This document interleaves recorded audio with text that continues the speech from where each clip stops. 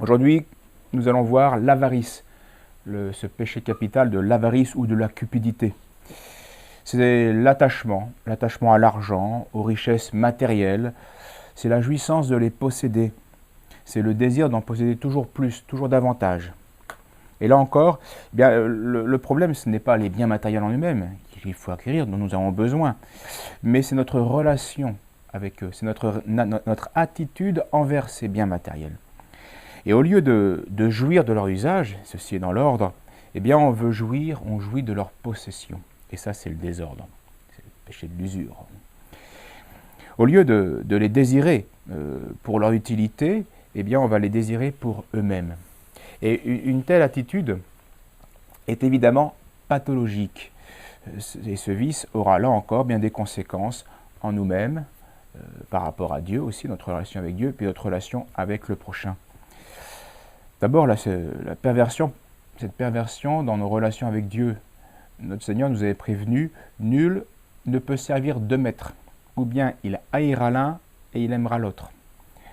Ou bien il s'attachera à l'un et il se détachera, méprisera l'autre. Vous ne pouvez pas servir Dieu et l'argent, Dieu et Mammon. Donc, et saint Paul n'hésite pas dans ses épîtres à appeler le cupide, l'avare, un idolâtre. Et on sait pourquoi. Une créature, en plus même pas vivante, purement matérielle, en faire un absolu, c'est de l'idolâtrie, en effet. Mettre ses biens, ses richesses à la place de leur créateur, c'est évidemment une idolâtrie. Donc les richesses ont pris la place de Dieu dans sa vie. Et c'est en mettant le créateur de la matière plus bas même que la matière elle-même. Il y a quelque chose de très, très honteux, peut-être même encore plus contre nature que le péché de luxure. Il n'y a même plus d'être vivant, c'est de la matière. C'est de la matière. Donc le cupide est prêt à tout à tout sacrifier pour satisfaire sa cupidité. Son temps, son énergie, son attention à autre chose, ses relations avec les autres. Et parfois même, il risque sa vie pour cela. Ce qui manifeste bien qu'il y a là un absolu. Quand on est prêt à sacrifier sa vie pour ça, c'est qu'on en avait fait la raison de vivre, notre raison de vivre. Donc un absolu. Même quand le vice ne va pas jusqu'à exclure Dieu explicitement, ce qui est le plus fréquent, le cupide manifeste quand même qu'il espère plus dans ses richesses, dans ses biens qu'il a pu acquérir, qu'en Dieu, son créateur. Il espère pouvoir accomplir ses projets, maîtriser son avenir, plus par ses biens, par son activité, que par la volonté divine. Donc, bien sûr qu'il faut agir, bien sûr qu'il faut acquérir, bien sûr que quand on a des projets, si Dieu le veut, il faut suer, il faut peiner, il faut économiser, il faut investir, etc. Évidemment. Mais le plus décisif dans tous nos projets, et il ne faut pas l'oublier, et l'avare l'oublie, c'est la volonté de Dieu, la permission de Dieu, le bon plaisir de Dieu. Donc dès lors, l'avare va cesser de recourir à Dieu comme son unique sauveur, comme l'être de toute chose. Et donc cette illusion d'absolue indépendance va le couper de Dieu. Donc il n'a pas chassé Dieu explicitement, mais concrètement si. Ensuite, l'avarice, la cupidité a bien sûr des effets délétères sur nous-mêmes. Cette passion nuit à notre âme, qui est accaparée par les richesses matérielles. Et donc elle étouffe. Elle étouffe dans les biens, elle étouffe dans ses biens spirituels, ou plutôt ses biens matériels étouffent nos biens spirituels.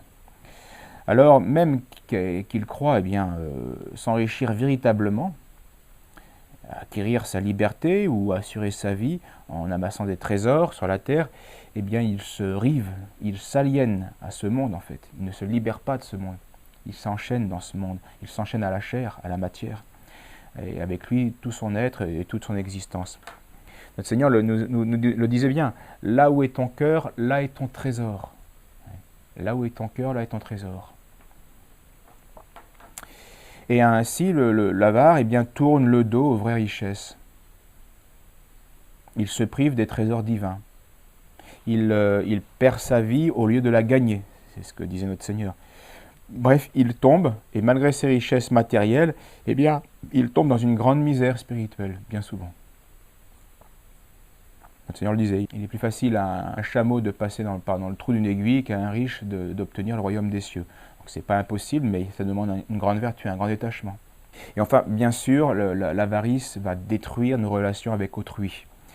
Tous les hommes sont faits, nous l'avons vu, à l'image de Dieu. Le Créateur a donné les biens de ce monde en partage à tous les hommes, afin qu'ils en jouissent, tous de manière suffisante.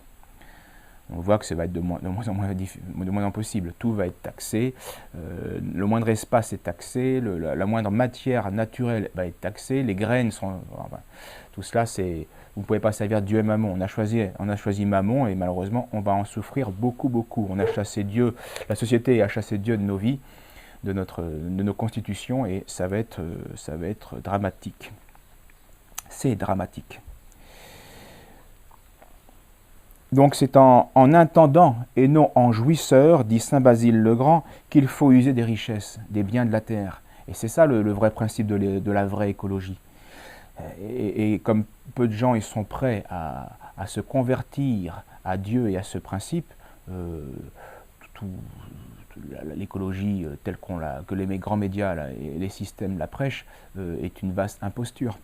Le grand principe, je le rappelle, donc c'est en intendant, en créature, et à qui Dieu a confié une part de travail, une part de mission, mais c'est pas en jouisseur, c'est pas en possesseur. Les biens de la terre ne nous appartiennent pas, même ceux qu'on a pu acquérir légitimement. Nous sommes des intendants, non pas des possesseurs, non pas des jouisseurs. Donc la propriété privée, qui bien sûr est normale et salutaire, hein. On ne remet pas ici en cause la propriété privée, mais la propriété privée est réelle par rapport à d'autres personnes, mais il n'y a pas de propriété privée par rapport à Dieu. Tout ce que j'ai vient de Dieu.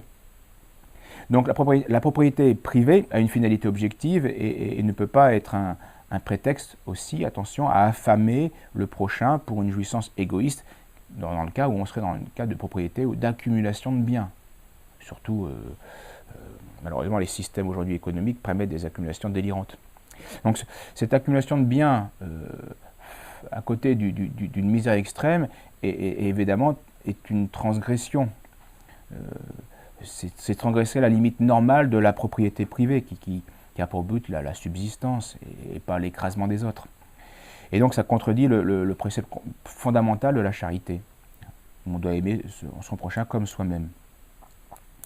Il y a une hiérarchie dans toute chose, bien sûr, il y a des limites en toute chose, dans les biens matériels, mais le principe existe quand même. Donc l'avare et le cupide ne considèrent pas autrui comme un égal ou comme un frère. Leur jouissance est égoïste. Hein. Elle détruit la charité, elle pervertit les relations avec autrui, qu'il le voit où le prochain est vu comme un moyen de s'enrichir, ou même parfois un obstacle à ses biens. Et on est en plein dedans malheureusement. Alors ça a toujours existé, mais plus le monde se sépare officiellement de Dieu, plus le monde devient marchand, et donc cruel. Et aujourd'hui, l'esclavage réapparaît. D'ailleurs, il n'a jamais cessé, ici ou là sur la terre. L'esclavage est malheureusement une constante de l'homme, de l'avarice humaine. C'est triste, mais c'est comme ça. Et il fut un temps où le christianisme a modéré ou même supprimé cet esclavage, et aujourd'hui le monde marchand, qui est anti-chrétien, eh bien, le réintroduit légalement, tout simplement. Travaillez le dimanche, allez-y, bossez le dimanche. Au nom de votre liberté, au nom de votre laïcité, bossez le dimanche, ouais, bossez tous les jours de la semaine. Bande d'esclaves, c'est ça le message.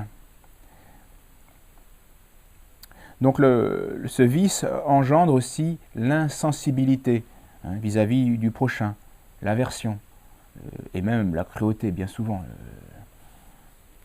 Elle produit, donc c'est pour ça que c'est un péché capital, parce qu'elle va produire quantité de vices, quantité d'autres péchés, la haine, les envies, les divorces, les inimitiés, les troubles, les disputes évidemment, les ressentiments, les injures, l'inhumanité, et puis même les meurtres. Et puis on l'a déjà évoqué, la plupart des guerres ont leur source dans cette cupidité, la plupart. Quand on impose la démocratie en Irak, non, ça c'est pour amuser le peuple. ceux qui sont scotchés à leur télévision.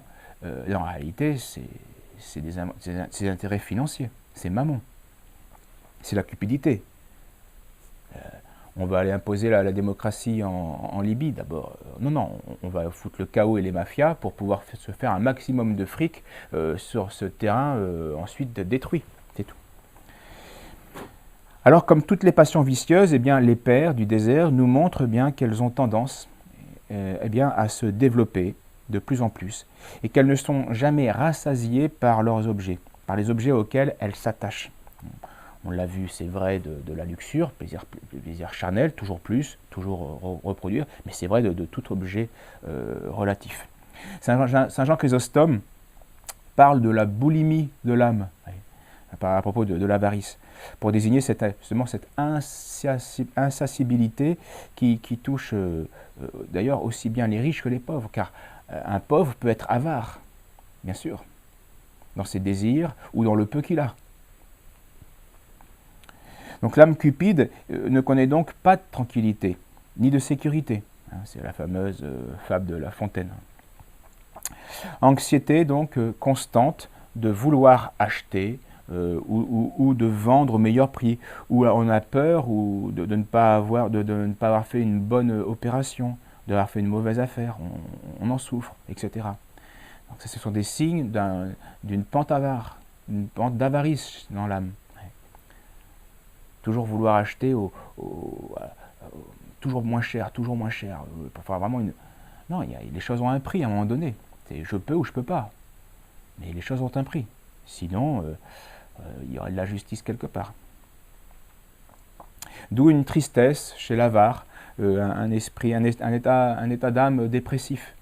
Parce que cette inquiétude est constante, constamment renouvelée par de nouveaux biens ou par la peur sur les biens à présent. Saint Jean Climac a cette image, bien juste.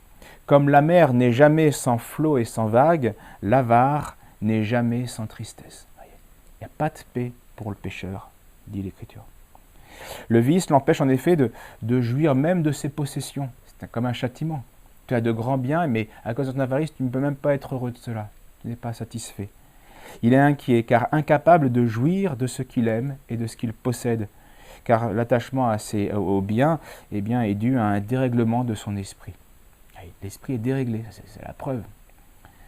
D'où cette vision délirante sur les biens, sur les personnes, qui lui fait voir tout de manière déformée et auto-centrée, philotique.